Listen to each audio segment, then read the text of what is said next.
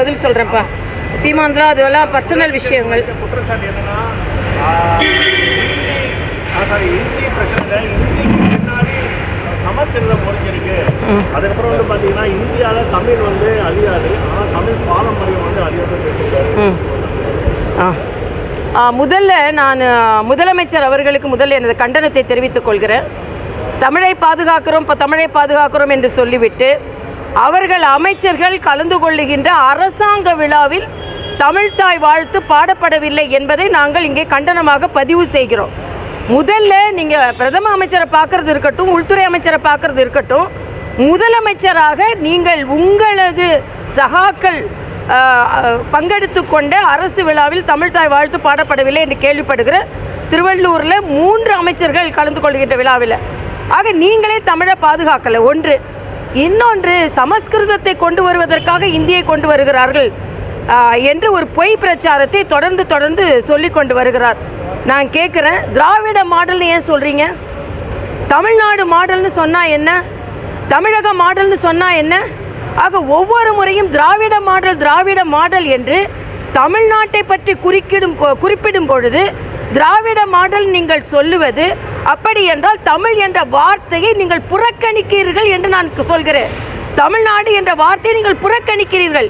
நீங்கள் என்ன திராவிட மாடல்னா நீங்கள் வந்து கன்னடம், தெலுங்கு, மலையாளம் எல்லாத்துக்கும் நீங்கள் மாடலா? நீங்கள் அப்போ நீங்கள் அவங்களுக்கெல்லாம் சேர்த்து நீங்கள் ஆட்சி புரிகிறீர்கள் என்றால் ஏன் அந்த மொழியை ஹிந்தின்னு சொல்லலை, திராவிட மாடல்னு சொல்கிற நீங்கள் இன்னொரு திராவிட மொழியை 3வது மொழியாக கற்றுக்கொள்ளுங்கள் என்றால் அதற்கு நீங்கள் மறுக்கிறீர்கள். அப்படி என்றால் நீங்கள் தான் திட்டமிட்டு தமிழை புறக்கணிக்கிறீர்கள் என்று நாங்கள் குற்றம் சாட்டுகிறோம். பாரதிய ஜனதா கட்சியை சார்ந்தவர்கள் மறுபடியும் ஒரு கேள்வியை நாங்கள் வைக்கிறோம். மும்மொழி கொள்கை தனியார் பள்ளிகளில் பின்பற்றப்படுகிறது, நீங்கள் நடத்தும் பள்ளிகளிலும் அது சொல்லிக் கொடுக்கப்படுகிறது. அது ஏன் அரசாங்க பள்ளிகளுக்கு மட்டும் இந்த நிலை? அப்படி என்றால் தமிழகம் இருமொழி கொள்கையை தான் பின்பற்றுகிறது என்றால் தனியார் பள்ளிகளில் மும்மொழி கொள்கை ஏன்? இந்த கேள்வியை நாங்கள் மறுபடியும் கேட்கிறோம். நீங்கள் அதை சொல்கிறதுக்கு வழி இல்லை. ஆக நீங்கள் தமிழை தனியார் பள்ளிகளில் புறக்கணிக்கிறீர்கள். இந்த கேள்விக்கு நீங்கள் முதல்ல பதில் சொல்லுங்கள். திராவிட மாடல் என்று சொல்லி தமிழ் என்ற வார்த்தையை தொடர்ந்து புறக்கணித்து வருகிறார்கள். இதற்கு என்ன பதில் என்று கேட்டு சொல்லுங்கள். ஆக இன்றைக்கி வந்து டீலிமிட்டேஷனை வச்சு ஒரு ட்ராமா போடணும்னு நினச்சாரு. அதை உள்துறை அமைச்சரே வந்து மறுசீரமைப்பு என்பது தமிழகத்திற்கு எந்த பாதிப்பையும் ஏற்படுத்தாது, இன்னும் சொல்ல போனால் இடங்கள் அதிகரிக்கும்னு சொல்லிட்டு போயிருக்காங்க. ஆக இல்லாத ஒரு தோற்றத்தை இருக்கிற மாதிரி காண்பித்து அதை எதிர்த்து போராடி கொண்டிருக்கிறது தான், ஒரு மாயையை எதிர்த்து போராடி கொண்டிருக்கிறது ஸ்டாலினின் பழக்கமாக இருக்கிறது. இதை பற்றி ஒன்றும் சொல்வதற்கில்லை.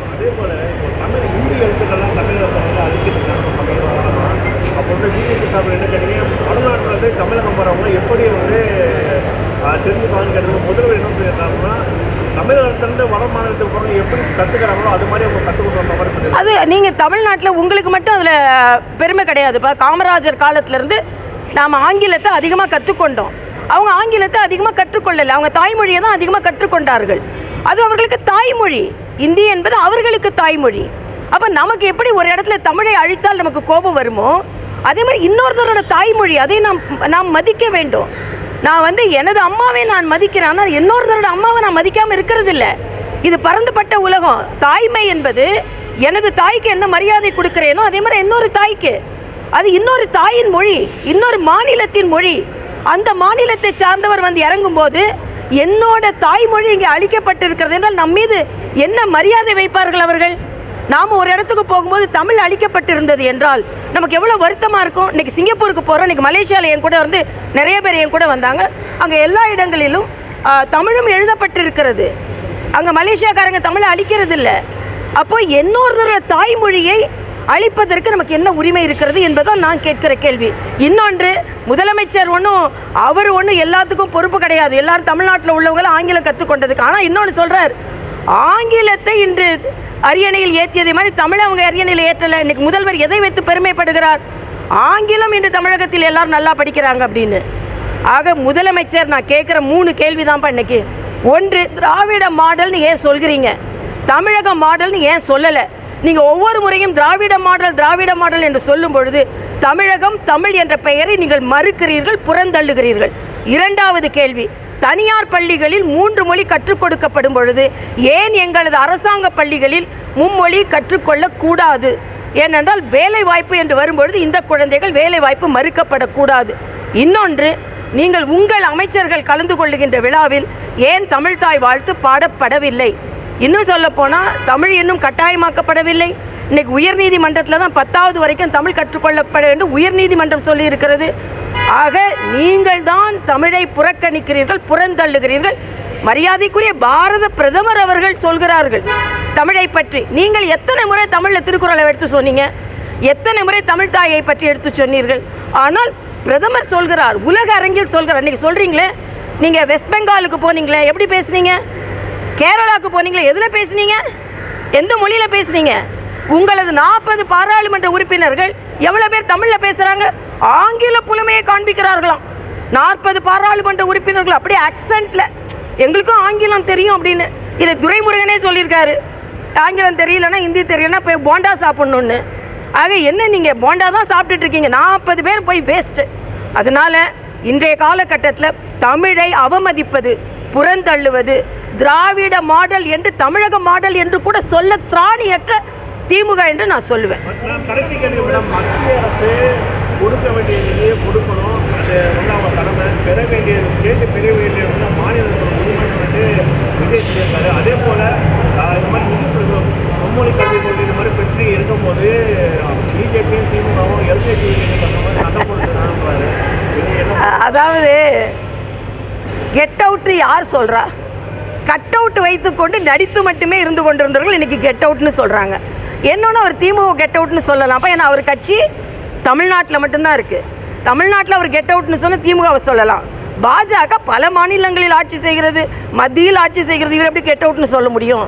அதனால் இன்றைக்கி விஜய் கெட் அவுட்னு சொல்கிறது திமுகவு தான். கட் அவுட் வைத்துக்கொண்டு தமிழக மக்களை பற்றி கவலைப்படாமல் சினிமாவில் மட்டுமே நடித்து கொண்டிருந்தவர்கள் கட் அவுட் என்று கெட் அவுட் என்று சொல்கிறது. மக்கள் அவர்களை கெட் அவுட் என்று சொல்லிவிட்டு நீங்கள் கட் அவுட் வைத்துமே வைத்துக் கொள்ளுங்கள், கெட் அவுட்டுக்கெல்லாம் நீங்கள் வர வேணாம் என்று அவர் சீக்கிரம் நடிக்க போய் விடுவார். கவலைப்படாதுங்க. ஏன்னா அவர் அரசியல் முக்கியத்துவம் பெற்றால் தான் நடிப்பதை விடுவார்.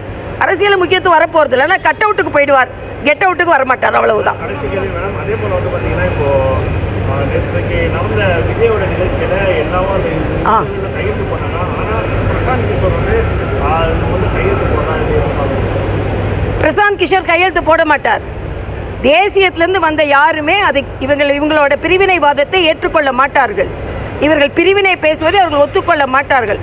பிரசாந்த் கிஷோரோட வேலை என்னன்னா, அவர் ஒரு பணியாள். அவர் பணியாளாக இங்கே வந்திருக்கிறார், அரசியல்வாதியாக வரலை. அதனால் பிரசாந்த் கிஷோர் மட்டுமில்லை, வெளியிலிருந்து யார் வந்தாலும் இவர்களை பிரிவினைவாதத்துக்கு ஒத்துக்கொள்ள மாட்டேன். இன்னொரு நான் கேள்வி கேட்குறேன், ஏன் ஸ்டாலினையும் உதயநிதியும் இவ்வளவு தேர்தல் நடந்ததில்ல?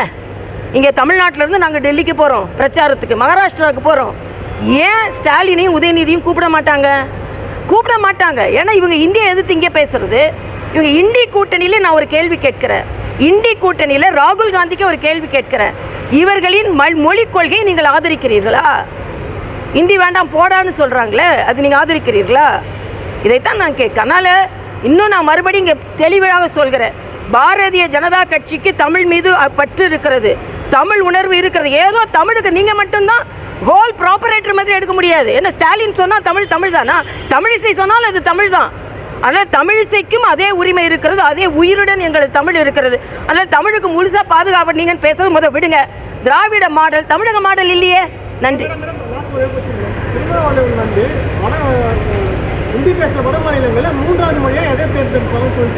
அது அவங்களுக்கு போட்டும்ப்பா. இப்போ எதை தேர்ந்தெடுத்துட்டாங்க? தமிழ் படிக்கிறாங்க, ஏன் தெலுங்கானாவில் தமிழ் படிக்கிறாங்க, இந்த பனாரஸில் தமிழ் படிக்கிறாங்க. நான் என்ன கேட்குறேன், எப்போ பார்த்தாலும் பக்கத்து வீட்டையே நீங்கள் எட்டி பார்த்துட்ருக்கீங்களே, உங்கள் வீட்டில் என்ன நடக்குதுன்னு அதை பார்க்குறீங்களா? நான் கேட்குறேன், அண்ணன் திருமாவளவன் நாளையிலிருந்து ஸ்டாலினை திராவிட மாடல் என்று சொல்வதை விட்டுவிட்டு தமிழ்நாடு மாடல்னு சொல்லுங்கள். அதுக்கப்புறம் நான் பதில் சொல்கிறேன். என்ன திராவிட மாடல்? தமிழ்நாட்டில் தான் ஆட்சி செய்கிறீங்க. நான் உங்களுக்கு சவுத் இந்தியா ஃபுல்லாக உங்களோடதா? அதே மாதிரி சித்தராமையா சொல்கிறாரு, நாங்கள் எல்லாரும் தமிழக தென் மாநிலங்களை புறக்கணிக்கப்படும். காவிரி பிரச்சனையை முதல்ல தீர்த்து வைக்க முடியல, கேரளாவில் முல்லை பெரியார் பிரச்சனையை உங்களால் தீர்த்து வைக்க முடியல, அப்புறம் என்ன நீங்கள்லாம் சேர்ந்துக்கிறீங்க? அதனால் இன்றைய காலகட்டத்தில் இந்தியாவை ஒற்றுமைப்படுத்த பாஜகவால் மட்டும்தான் முடியும். நன்றி.